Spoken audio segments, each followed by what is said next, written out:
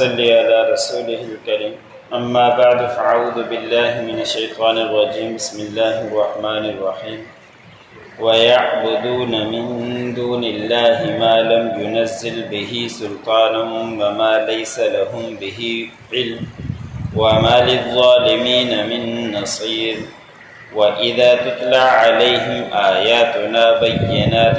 تعرف في وجوه الذين كفروا المنكر يكادون يسطون بالذين يتلون عليهم آياتنا قل أفأنبئكم بشر من ذلكم النار وعدها الله الذين كفروا وبئس المصير۔ سورۃ الحج کا درس چل رہا ہے۔ اسی صورت کے آیت نمبر 71 اور 72 تلاوت کی گئی۔ ان آیتوں کے اندر اللہ رب العزت نے فرمایا کہ جو لوگ اللہ کے علاوہ کسی اور کی عبادت کیا کرتے ہیں اور وہ شرک ہے، حضرت نوح علیہ السلام سے لے کر آج تک یہ شرک چلا ہوا آ رہا ہے۔ لوگ اللہ کے ساتھ دوسروں کو شریک ٹھہراتے ہیں، پوجا کرتے ہیں۔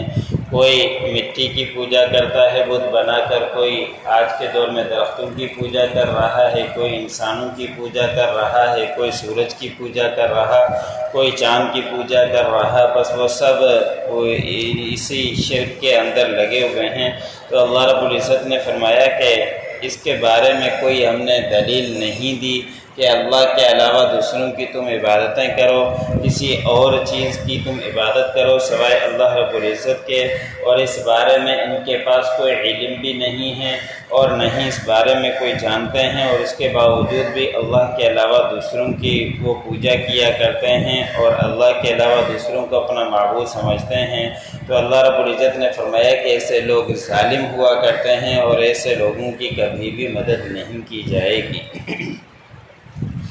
اور شرک مختلف قسم کا ہوتا ہے۔ حدیث مبارک میں آتا ہے کہ حضور صلی اللہ علیہ وسلم نے فرمایا، کسی صحابی نے سوال کیا کہ یا رسول اللہ، کوئی اگر کسی سے ملے تو کیا معانقہ کر سکتا ہے؟ تو آپ صلی اللہ علیہ وسلم نے فرمایا کر سکتا ہے۔ پھر اس نے سوال کیا کہ یا رسول اللہ، ہم ہاتھ ملا سکتے ہیں؟ تو آپ صلی اللہ علیہ وسلم نے فرمایا کہ ہاتھ بھی ملا سکتے ہیں۔ بخاری شریف کے اندر حدیث ہے، وہ صحابی عرض کرتے ہیں کہ میں نے آپ صلی اللہ علیہ وسلم سے ہاتھ ملایا، آپ صلی اللہ علیہ وسلم کے دونوں ہاتھوں کے درمیان میرا ہاتھ تھا، یعنی دونوں ہاتھ سے آپ صلی اللہ علیہ وسلم نے ہاتھ ملائے۔ پھر آپ صلی اللہ علیہ وسلم سے سوال کیا کہ ملتے ہوئے کیا جھک سکتے ہیں؟ آپ صلی اللہ علیہ وسلم نے سختی سے منع فرمایا کہ جھکنا یہ بھی ایک عبادت ہے، رکوع عبادت ہے، تو دوسروں کے سامنے جھکنا یہ بھی عبادت کے اندر شامل ہو جائے گا، اور جھکنے سے بھی آپ صلی اللہ علیہ وسلم نے منع فرمایا ہے۔ آج کل یہ ماحول بھی ہوا پڑا ہے، کوئی وڈیرا آ گیا، مالدار آ گیا تو اس کے سامنے جھک جاتے ہیں، اور یہاں تک کہ پاؤں تک جھک جاتے ہیں، تو یہ بھی آپ صلی اللہ علیہ وسلم کی نظر میں شرک کے قریب ہے۔ تو ہمیں اس سے بھی بچنا چاہیے، جو آپ صلی اللہ علیہ وسلم نے فرمایا اس کے اوپر عمل کریں، دوسری چیزوں کو چھوڑنے کی کوشش کرتے رہا کریں۔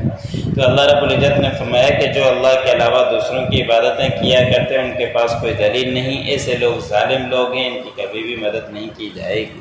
پھر اللہ رب العزت نے فرمایا کہ کافر لوگ اور مشرک لوگ کے سامنے جب قرآن پاک کی تلاوت کی جاتی ہے، واضح طور پر ان کو پڑھ کر سنائی جاتی ہے، تو ان کے چہروں کو آپ پہچانیں گے، ان کے چہروں کی طرف دیکھیں گے۔ جن لوگوں نے کفر کیا ہے تو ان کے چہرے بگڑ جائیں گے اور برائی ان کے چہروں سے نظر آئے گی، اس لیے کہ وہ ان کو سننا پسند ہی نہیں کرتے، اور یہ لوگ قریب ہے کہ ان کے اوپر حملہ کرتے ہیں جو ان کے اوپر ہماری آیتیں تلاوت کی جاتی ہے۔ اور اس طرح کے واقعات کئی آئے کہ جب صحابہ اکرام آپ صلی اللہ علیہ وسلم قرآن پاک کی تلاوت کرتے تو کافر لوگ حملہ کیا کرتے تھے۔ حضرت ابو بکر صدیق رضی اللہ تعالی عنہ کے اوپر کافروں نے حملہ کیا۔ آپ صلی اللہ علیہ وسلم جب بھی قرآن پاک پڑھتے تو کافر لوگ سردار دوسروں کو آنے ہی نہیں دیا کرتے تھے کہ ان کے پاس نہیں جاؤ گے تو یہ بڑا جادوگر ہے اور تمہیں اپنا گرویدہ کر دے گا، اور کچھ بھی نہیں تھا سوائے قرآن پاک کے۔ وہ قرآن پاک ہی پڑھا کرتے تھے، اور قرآن پاک کو سن کر ہی کافر لوگ جو مسلمان ہونا چاہتے ہیں، جن کے دلوں میں ایمان ہوتا تو مسلمان ہو جایا کرتے تھے، لیکن اللہ رب العزت نے فرمایا کہ ان کو یہ قرآن پاک اچھا نہیں لگتا، جب بھی ان کے سامنے پڑھا جاتا ہے تو ان کے چہرے بگڑ جاتے ہیں، اور قریب ہے کہ اس بنا پر وہ آپ لوگوں کے اوپر حملہ کر دیں جب ان کے سامنے قرآن پاک کی تلاوت کی جاتی ہے۔ تو آپ صلی اللہ علیہ وسلم نے اللہ کے حکم سے فرمایا کہ نبی ان سے کہہ دیجئے کہ کیا میں تمہیں اس سے بری بات نہ بتلاؤں کہ تم تو یہاں حملہ کرتے ہو اور آیت سننا تمہیں بری لگتی ہے، تو اس سے زیادہ سخت چیز وہ آگ ہے جس کے قیامت کے دن جس کے اندر تم داخل کیے جاؤ گے۔ دنیا کی سزا تو بہت ہی تھوڑی ہے، آخرت کی سزا بہت ہی زیادہ سخت ہے، اور پھر وہ آگ زیادہ دور نہیں، بس آنکھیں بند ہونے کی دیر ہے، وہ آگ تمہارے سامنے ہی آ جائے گی۔ اور یہ ایسے نہیں کہ بس صرف باتیں ہیں، بلکہ اللہ رب العزت کا وعدہ ہے کہ ان لوگوں کے لیے جن لوگوں نے کفر کیا وہ ہو کر ہی رہے گا، اور ایسے لوگوں کے جہنم ہے اور آگ تیار کی گئی ہے۔ اللہ نے فرمایا کہ بہت ہی برا ٹھکانہ ہے جس کے اندر یہ داخل کیے جائیں۔